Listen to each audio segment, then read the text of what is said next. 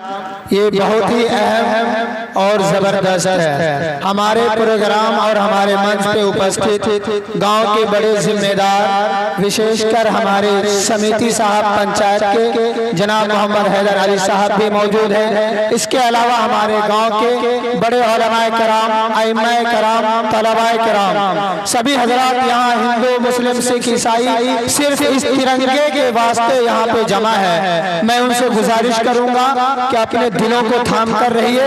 बस कुछ ही देर के अंदर अब हमारे आगे प्रोग्राम का अगला मंजर नजर आने वाला है। आइए आपको हम नाम, नज़म और हम्द के बाद लिए चलते हैं तकरीर और खिताबत की दुनिया में। हमारे इस फहरिस्त में एक से एक धुआंधार और धुरंधर खतीब मौजूद है जो अपने धमाकेखेज अंदाज में और मुल्क की आजादी के ऊपर, यौम जमहूरिया यानी गणतंत्र दिवस के ऊपर अपनी भाषण को पेश करेंगे। आइए उसी भाषण को पेश करने के लिए मैं तकरीर की फहरिस्त की अगली कड़ी मोहम्मद सुफियान बिन मोहम्मद इश्तियाक को दावत देता हूं कि वो आए और वतन की आजादी पर अपनी तकरीर पेश करें। अस्सलामु अलैकुम व रहमतुल्लाह। लाइक काबिल एहतराम व मुअज़्ज़ज़ उलमा इकराम, उस्ताद मोहतरम, गाँव गराम, इलाके व अतराफ से आए हुए मेहमानान इकराम और हमारे गांव समाज के नौजवान व बुजुर्ग हजरात, हम सब अच्छी तरह से जानते हैं कि सन 1601 ईस्वी में अंग्रेज का नापाक कदम हिंदुस्तान में तिजारत की गरज से आया और आहिस्ता आहिस्ता पूरे मुल्क को अपने कब्जे में कर लिया। सन 1947 हमारा ये मुल्क अंग्रेजों की गुलामी में जकड़ी हुई। 15 अगस्त 1947 को ये देश आजाद हुआ। 26 जनवरी 1950 को हिंदुस्तान में संविधान लागू हुआ।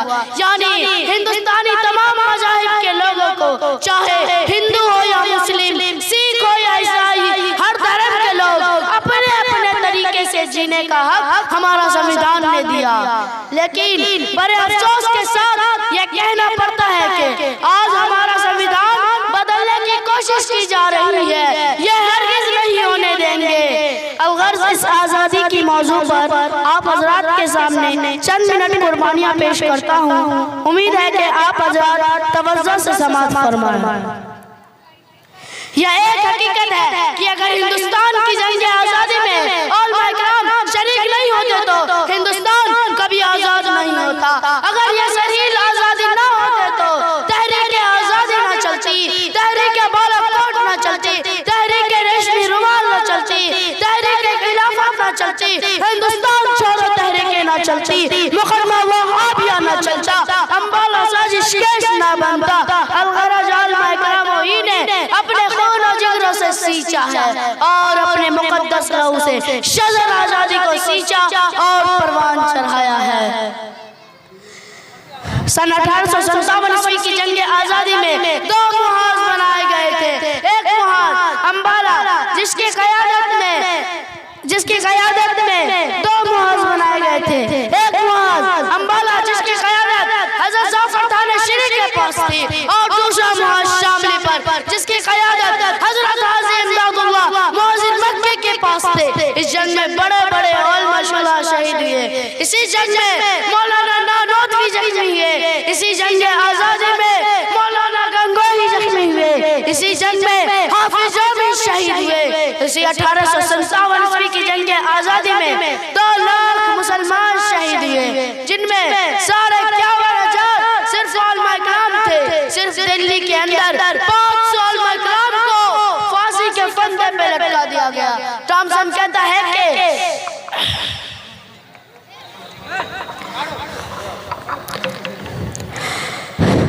जिन्होंने इस देश की आज़ादी की खातिर खून की नलियां बहाई, जेलों की मुशक्कतों को झेला, सूली पर चढ़े, चंद पुरखों और बुजुर्गों के नाम पेश करता हूँ।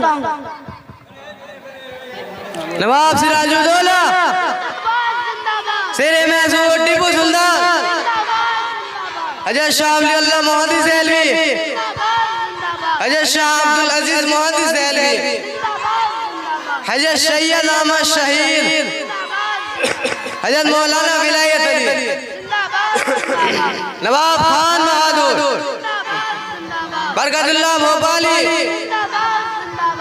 शहजादा फिरोज शाह, मौलवी मोहम्मद बाकर शहीद, बेगम हजरत महल, मौलाना अहमदुल्लाह शाह, पंडित जवाहरलाल नेहरू, डॉक्टर भीमराव अम्बेडकर, महात्मा गांधी। नारे तकबीर, नारे तकबीर। हिंदुस्तान, हिंदुस्तान, हिंदुस्तान की एकता, हिंदुस्तान की एकता, हमारा संविधान, हिंदू मुस्लिम की एकता, मकतब सातुल कुरान मैदा भवन काबा, मकतब सातुल कुरान मैदा भवन काबा। अंग्रेज मौलिक थॉमसन लिखता है कि 1864 से लेकर 1867 ईस्वी तक इस 3 सालों में अंग्रेज ने 14,000 ऑलमाइक्रान को तख्तादार पर लटका दिया। थॉमसन कहता है कि दिल्ली की चांदनी चौक से लेकर पेशावर की जामे मस्जिद तक कोई ऐसा दरख्त नहीं था जिन पर ऑलमाइक्रान के गर्दनें ना लटकी हों। थॉमसन कहता है कि ऑलमा के जिस्मों को तांबे से दागा गया। थॉमसन कहता है कि ऑलमा को सुअरों के खाल में बंद करके तंदूर में डाला गया। थॉमसन कहता है कि लाहौर के जामे मस्जिद जिसके सहन में अंग्रेज ने फांसी का फंदा बनाया था, उस एक दिन में 80 ऑलमा को फांसी दी जाती थी। थॉमसन कहता है कि लाहौर के जामे मस्जिद जिसके दरिया रावी में अंग्रेज ने ऑलमा को बोरियों में बंद करके और ऊपर से गोलियों का निशाना बनाया जाता था। बरादरान मिल्लत इस्लामिया, जब हम भागलपुर के हालात सुनते हैं, जब बिजनौर और फैजाबाद की फसादात का तज़किरा होता है, जब अयोध्या में बाबरी मस्जिद की मिसमार याद आती है, जब हिंदुस्तानी मुसलमान के खून के छींटे अखबारों रसायलों ज़राइद पर नजर आते हैं, तो हमें उन्हीं बुजुर्गों की कुर्बानी याद आती है जिन्होंने इस देश की आज़ादी की खातिर जान माल का नजराना पेश की, खून की नदियां बहाई, जेलों की मुशक्कतों को झेला, सर कटाया, सूली पर चढ़े।